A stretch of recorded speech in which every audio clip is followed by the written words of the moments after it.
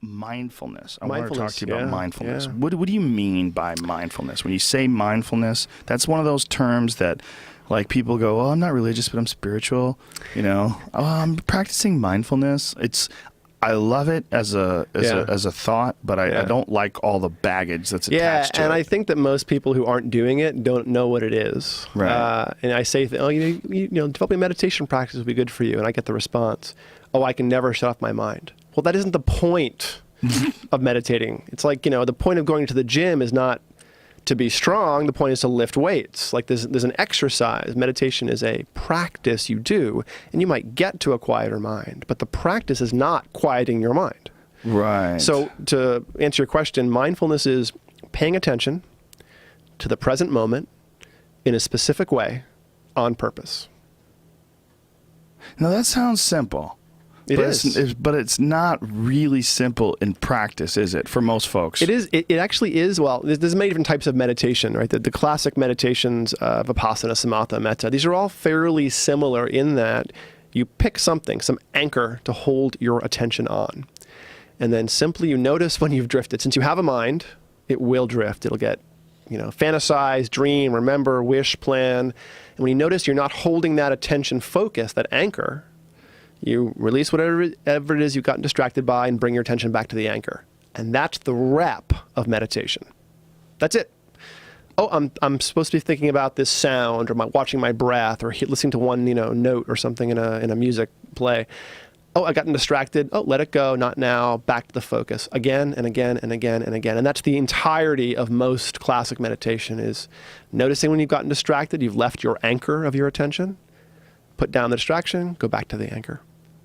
So That's it. It's not a loss when you get distracted. Not only is it not a loss, if you aren't getting distracted, you probably aren't alive. If you have a mind, it will get distracted. That's what they do.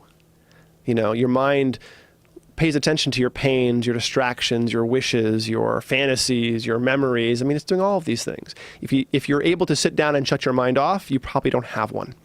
So when people talk about the difficulty that they have in meditation, you think they probably get to that step and they go, "God, I can't do it." And they're basically saying, "I'm not any good at it," instead of saying, "Well, being good at it or not is not the point. The point is doing it." If you went to the gym and pumped iron and did a bunch of bench presses, were you good at it? Well, maybe Right. maybe like a personal record or something, but going versus not going is what matters, not critiquing necessarily every little bit of what you do. Some people are terrified, though, of silence. Yeah. Terrified of silence and just sitting alone, doing nothing. That's like, no. They would rather climb a fucking mountain in their underwear than just sit alone in a room, By cross-legged, themselves. and by themselves. And just think, okay, I'm going to leave you here for 3 hours. You can't talk. I just want you to breathe in through your the 3 hour nose. thing is scary too, right? You tell people, here's how you should meditate, and they go to a meditation class like a Buddhist center, and they have to sit there for an hour and a half. That's a big ask initially. So I often tell folks 20 minutes. And even that can be a big ask for some folks. So I say, take your first 5 minutes and do a concentration practice. Take a very narrow focus. Like watch the sensation of air crossing your upper lip. Just pay attention to that tickle. That's it. Very narrow, tight, spatial focus. And do that for 5 minutes. By the end of that time, your mind's probably a little more stable. And then do what I call an awareness or insight practice. Watch more rhythmic things like your breath rise and fall or the sound of traffic going by the road or something. And when you say your mind is more stable, like how so? Well, you have less random things popping up in your mind after doing some concentration practice. It feels less busy, less of the monkey mind chatter. It's still there, but it's a little less insistent when you've done some concentration practice. Concentrating on anything sort of directs your attention resources and what you're thinking about. And if what you're really thinking about is simply attending, focusing for its own sake, then you build those resources and build more strength and resources in focusing. And so then later on, when you're walking around the world, you have a more spacious mind, you have some space between your thoughts, you're less automatically reactive, you're not going to cut somebody off in traffic and, pick them the bird.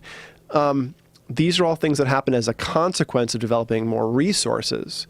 So what you do on the cushion or, wherever you happen to meditate translates to less reactivity, more sustained focus, better attention, better sleep, less anxiety, less anger. But you aren't practicing all those things. Those things come from having more stable attention.